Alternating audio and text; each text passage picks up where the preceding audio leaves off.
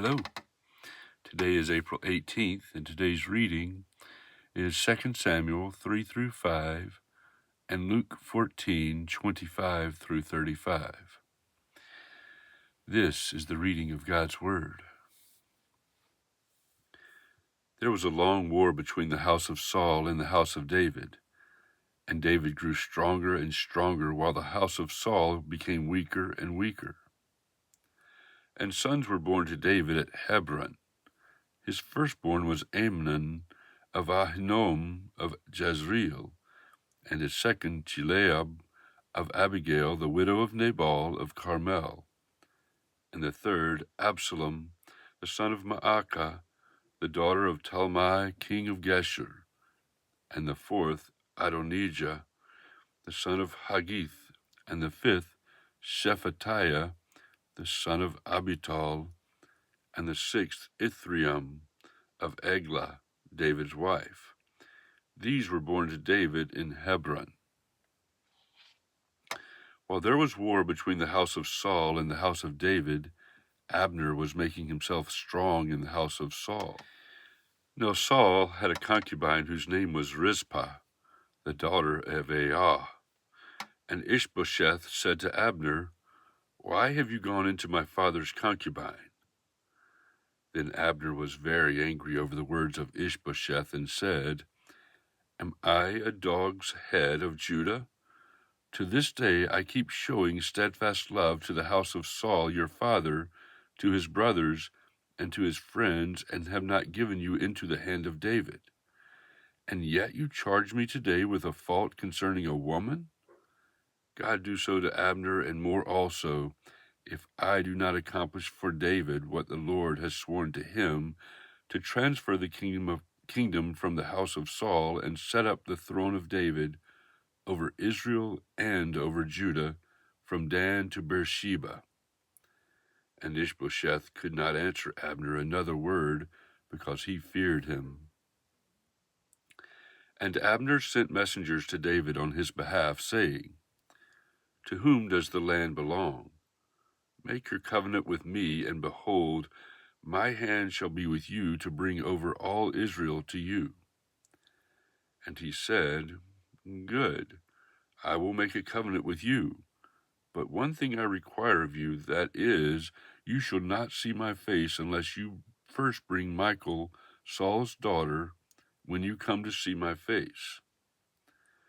Then David sent messengers to Ishbosheth, Saul's son, saying, "Give me my wife Michal, for whom I paid the bridal price of 100 foreskins of the Philistines." And Ishbosheth sent and took her from her husband Paltiel, the son of Laish. But her husband went with her, weeping after her all the way to Bahurim. Then Abner said to him, "Go, return." And he returned. And Abner conferred with the elders of Israel, saying, "For some time past you have been seeking David as king over you. Now then, bring it about, for the Lord has promised David, saying, 'By the hand of my servant David I will save my people Israel from the hand of the Philistines and from the hand of all their enemies.'" Abner also spoke to Benjamin. And then Abner went to tell David at Hebron all that Israel and the whole house of Benjamin thought good to do. When Abner came with 20 men to David at Hebron, David made a feast for Abner and the men who were with him. And Abner said to David, "I will arise and go and will gather all Israel to my lord the king, that they may make a covenant with you, and that you may reign over all that your heart desires." So David sent Abner away, and he went in peace. Just then the servants of David arrived with Joab from a raid, bringing much spoil with them. But Abner was not with David at Hebron, for he had sent him away, and he had gone in peace. When Joab and all the army that was with him came, it was told Joab, "Abner the son of Ner came to the king, and he has let him go, and he has gone in peace."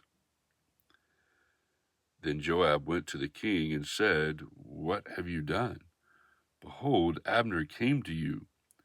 Why is it that you have sent him away so that he is gone? You know that Abner the son of Ner came to deceive you and to know your going out and your coming in and to know all that you are doing." When Joab came out from David's presence, he sent messengers after Abner, and they brought him back from the cistern of Sirah. But David did not know about it.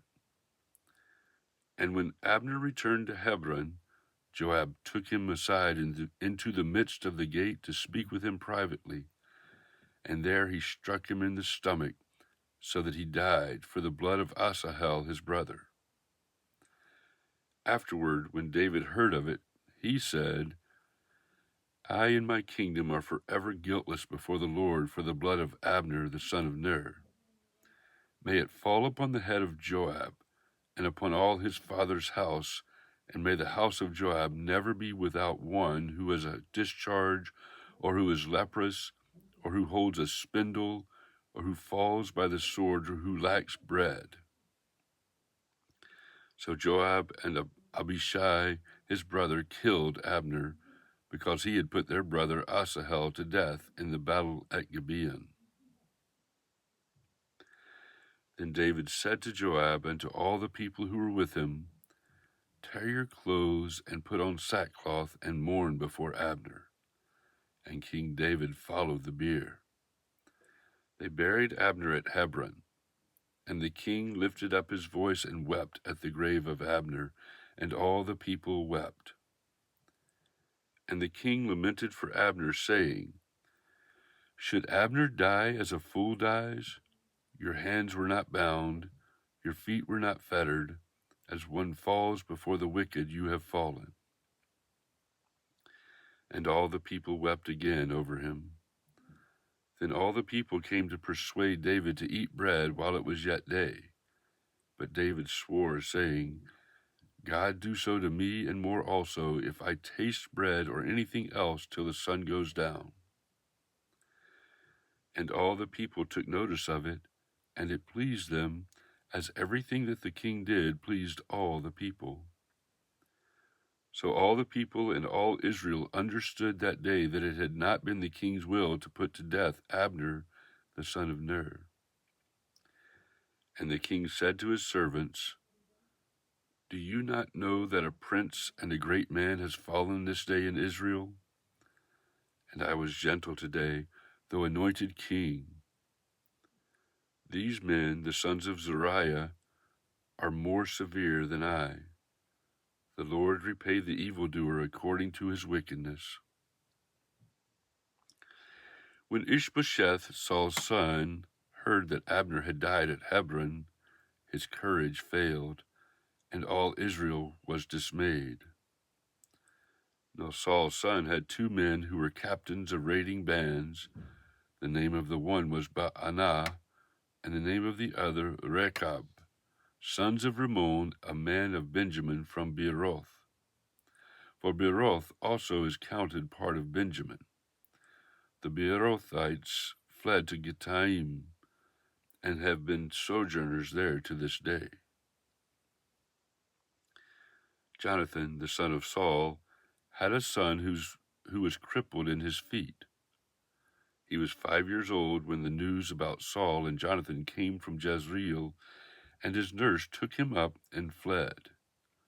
And as she fled in her haste, he fell and became lame, and his name was Mephibosheth. Now the sons of Rimmon the Beerothite, Rechab and Baanah, set out, and about the heat of the day they came to the house of Ishbosheth, as he was taking his noonday rest. And they came into the midst of the house as if to get wheat, and they stabbed him in the stomach. Then Rechab and Baanah his brother escaped. When they came into the house, as he lay on his bed in his bedroom, they struck him and put him to death and beheaded him. They took his head and went by the way of the Arabah all night, and brought the head of Ishbosheth to David at Hebron. And they said to the king, Here is the head of Ishbosheth, the son of Saul, your enemy, who sought your life. The Lord has avenged my lord, the king, this day on Saul and on his offspring." But David answered Rechab and Baanah his brother, the sons of Rimmon the Beerothite, "As the Lord lives, who has redeemed my life out of every adversity, when one told me, 'Behold, Saul is dead,' and thought he was bringing good news, I seized him and killed him at Ziklag, which was the reward I gave him for his news. How much more, when wicked men have killed a righteous man in his own house on his bed, shall I not now require his blood at your hand and destroy you from the earth?" And David commanded his young men, and they killed them and cut off their hands and feet and hanged them beside the pool at Hebron. But they took the head of Ishbosheth and buried it in the tomb of Abner at Hebron.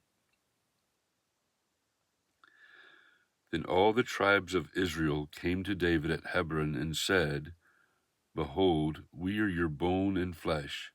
In times past, when Saul was king over us, it was you who led out and brought in Israel. And the Lord said to you, 'You shall be shepherd of my people Israel, and you shall be prince over Israel.' So all the elders of Israel came to the king at Hebron, and King David made a covenant with them at Hebron before the Lord, and they anointed David king over Israel. David was 30 years old when he began to reign, and he reigned 40 years. At Hebron he reigned over Judah 7 years and 6 months, and at Jerusalem he reigned over all Israel and Judah 33 years. And the king and his men went to Jerusalem against the Jebusites, the inhabitants of the land, who said to David, "You will not come in here, but the blind and the lame will ward you off," thinking, "David cannot come in here." Nevertheless, David took the stronghold of Zion, that is, the city of David. And David said on that day, "Whoever would strike the Jebusites, let him get up the water shaft to attack the lame and the blind, who are hated by David's soul." Therefore it is said, "The blind and the lame shall not come into the house." And David lived in the stronghold and called it the city of David. And David built the city all around from the Millo inward. And David became greater and greater, for the Lord, the God of hosts, was with him. And Hiram, king of Tyre, sent messengers to David, and cedar trees, also carpenters and masons who built David a house. And David knew that the Lord had established him king over Israel, and that he had exalted his kingdom for the sake of his people Israel. And David took more concubines and wives from Jerusalem after he came from Hebron, and more sons and daughters were born to David. And these are the names of those who were born to him in Jerusalem: Shammua, Shobab, Nathan, Solomon, Ibhar, Elishua, Nepheg, Japhia, Elishama, Eliada, and Eliphelet. When the Philistines heard that David had been anointed king over Israel, all the Philistines went up to search for David. But David heard of it and went down to the stronghold. Now the Philistines had come and spread out in the valley of Rephaim. And David inquired of the Lord, "Shall I go up against the Philistines? Will you give them into my hand?" And the Lord said to David, "Go up, for I will certainly give the Philistines into your hand." And David came to Baal Perazim, and David defeated them there. And he said, "The Lord has broken through my enemies before me like a breaking flood." Therefore the name of that place is called Baal Perazim. And the Philistines left their idols there, and David and his men carried them away. And the Philistines came up yet again and spread out in the valley of Rephaim. And when David inquired of the Lord, he said, You shall not go up. Go around to the rear and come against them opposite the balsam trees. And when you hear the sound of marching in the tops of the balsam trees, then rouse yourself, for then the Lord has gone out before you to strike down the army of the Philistines. And David did as the Lord commanded him, and struck down the Philistines from Geba to Gezer. Luke 14:25 through 35. Now great crowds accompanied him, and he turned and said to them, If anyone comes to me and does not hate his own father and mother and wife and children and brothers and sisters, yes, and even his own life, he cannot be my disciple. Whoever does not bear his own cross and come after me cannot be my disciple. For which of you, desiring to build a tower, does not first sit down and count the cost, whether he has enough to complete it? Otherwise, when he has laid a foundation and is not able to finish, all who see it begin to mock him, saying, This man began to build and was not able to finish. Or what king, going out to encounter another king in war, will not sit down first and deliberate whether he is able with 10,000 to meet him who comes against him with 20,000? And if not, while the other is yet a great way off, he sends a delegation and asks for terms of peace.